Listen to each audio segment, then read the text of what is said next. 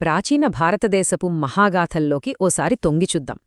ఇక్కడ రెండు మహా ఇతిహాసాలు మహాభారతం, రామాయణం మనకోసం ఎదురుచూస్తున్నాయి.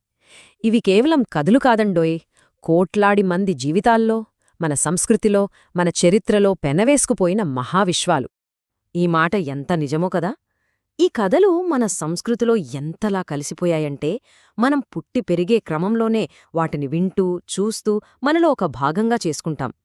అందుకే అవి ఎప్పటికీ పాతబడని మన ఉమ్మడి వారసత్వం. అసలు ఈ ఇతిహాసాలను పూర్తిగా అర్థం చేసుకోవాలంటే వాటి మూలాలను ఓసారి వేగంగా చూసేద్దాం. ముందుగా దేవతలు, ఈ విశ్వకథనాల్లో కీలక పాత్ర పోషించే దైవిక శక్తులు. ఆ తర్వాత రాజులు, వాళ్ల రాజ్యాలు, వాళ్ల అధికార పోరాటాలే ఈ కథలకు నాంది పలికాయి. వారి సభలే యుద్ధాలకు వేదికలయ్యాయి. మరి విలన్లు లేకుండా ఏ కథైనా ఉంటుందా? అందుకే రంగప్రవేశం చేస్తున్నారు రాక్షసులు. మన హీరోల ధైర్యాన్ని పరీక్షించేది వీళ్లే. కాని ఈ కథల్లో నిజంగా పణంగా పెట్టిందేంటో తెలుసా? యుద్ధం. ఇది కేవలం సైన్యాల మధ్య జరిగే పోరాటం కాదు, సిద్ధాంతాల మధ్య, విధిరాతల మధ్య జరిగే ఒక మహాఘర్షణ. అయితే వీటన్నింటినీ నడిపించే ఒకే ఒక్క సూత్రము ఉంది. ప్రతి నిర్ణయాన్ని, ప్రతి చర్యను శాసించేది అదే ధర్మం. సరే, ఇప్పుడు కథకు రంగం సిద్ధమైంది. ఇక అసలు కథలోకి వెళ్దాం. ఒక రాజ్యం కోసం ఒకే కుటుంబంలో జరిగిన ఆ మహాయుద్ధం గురించి తెలుసుకుందాం.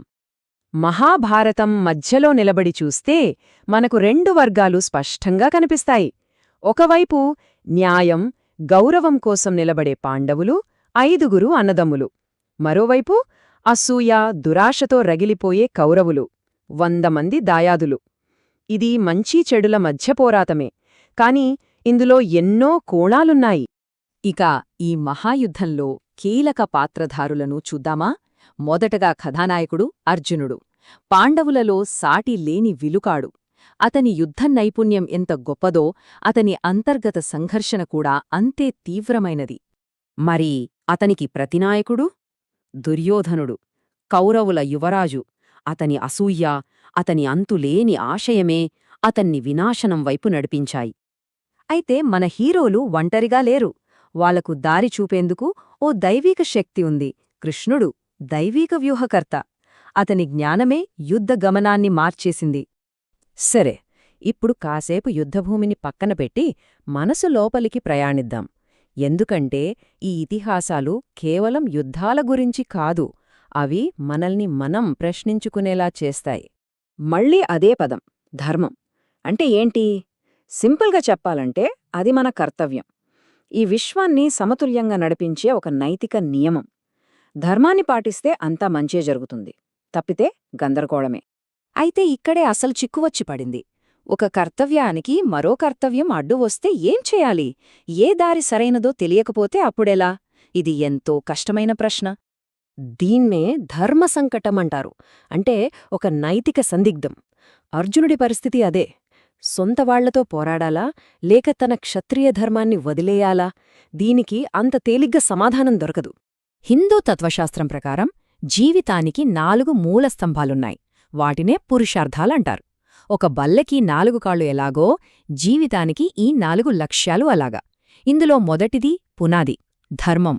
ఆ పునాది మీదే అర్థం, కామం, చివరికి మోక్షం నిలబడతాయి. ఆ ధర్మమనే కాలు లేకపోతే మొత్తం కూలిపోతుంది. ఇప్పుడు ఒక పెద్ద మలుపు తీసుకుందాం, ప్రాచీన తత్వశాస్త్రం నుంచి ఆధునిక సైన్స్లోకి. ఎందుకంటే ఈ కథల్లో మన గతాన్ని తెలిపే ఆధారాలు ఉండొచ్చని, అవి ఇప్పుడు బయటపడుతున్నాయని తెలుస్తోంది. ఇది కాస్త ఆశ్చర్యంగా ఉండొచ్చు, కాని వినండి. రామాయణంలో ఒక పెద్ద తీరప్రాంత నిర్మాణం గురించి వర్ణన ఉంది. అది భారతదేశంలో కాడు, ఇప్పుడు మనం సౌత్ అమెరికా అని పిలుస్తున్న ప్రాంతంలో. ఇదిగో చూడండి, ఇదే పెరూలోని ఆండీస్ క్యాండిలాబ్రా. 800 అడుగుల ఎత్తైన ఒక నిర్మాణం. ఆశ్చర్యమేంటంటే దీని వర్ణన రామాయణంలో చెప్పిన దానికి అచ్చం సరిపోతోంది. ఇది కేవలం యాదృచ్ఛికమా, లేక మనకు తెలియని ఏదైనా ప్రాచీన సంబంధముందా? సరే, ఇక రెండో సాక్ష్యం చూద్దాం. ఈ ఇతిహాసాల్లో ఒక భయంకరమైన యుద్ధం జరిగిందని, అందులో ఎంతోమంది పురుషులు చనిపోయారని ఉంది కదా. దీనికి జన్యుపరమైన ఆధారాలేమైనా ఉన్నాయా? చూడండి, ఇది చాలా ఆసక్తికరంగా ఉంటుంది. మన జన్యు సమాచారం ఏం చెప్తోందంటే, ప్రాచీన భారతదేశంలో ఒకానొక సమయంలో పురుషుల జనాభా భారీగా పడిపోయింది. సరిగ్గా మహాభారతం జరిగిందని చెప్పే కాలంలోనే. సైంటిస్టులు దీన్ని వై క్రోమోజోమ్ బాటిల్నెక్ అంటున్నారు. అంటే వేల ఏళ్ల కిందట జరిగిన ఆ మహాయుద్ధం మన డిఎన్ఏలో ఒక గుర్తును వదిలివెళ్లినట్టే కదా. ఇక చివరి సాక్ష్యం. ఇది మనల్ని సముద్ర గర్భంలోకి తీసుకెళ్తుంది. కృష్ణుడి ద్వారకలాంటి గొప్ప నగరాలు సముద్రంలో మునిగిపోయాయని కథలున్నాయి కదా, మరిది నిజమేనా? ఇక్కడ చూడండి, ఒకవైపు ద్వారక మునిగిపోయిందన్న కథ, మరోవైపు కొన్ని వేల ఏళ్ల క్రితం సముద్ర మట్టాలు విపరీతంగా పెరిగాయని చెప్పే శాస్త్రీయ ఆధారాలు. ఈ రెండింటినీ పక్కపక్కన పెడితే ఆ కథలకు ఒక కారణం దొరికినట్టే ఉంది కదా. ఇక్కడే పురాణం, వాస్తవం కలిసిపోతున్నాయి. అంటే దీనిబట్టి మనకు ఏమర్థమవుతోంది? ఈ కథలు కేవలం పాతకాలంనాటివి కావు. అవి ఇప్పటికీ బతికే ఉన్నాయి, కొత్త రూపాల్లో, కొత్త ఆలోచనలతో నిరంతరం మనల్ని పలకరిస్తూనే ఉన్నాయి. నిజానికి ఈ ఇతిహాసాలు ఎప్పటికప్పుడు కొత్తగా పుడుతూనే ఉన్నాయి. ఆధునిక నవలలుగా, గ్రాఫిక్ నవలలుగా, సినిమాల్లా, టీవీ సిరీస్లా, చివరికి విలన్ల కోణంలో కూడా కథలు వస్తున్నాయి. అంటే ఈ కథల్లోని శక్తి అలాంటిది, వాటి ప్రభావం ఎప్పటికీ తగ్గదు. అయితే చివరిగా మన ముందు ఒకే ఒక ప్రశ్న మిగులుతుంది.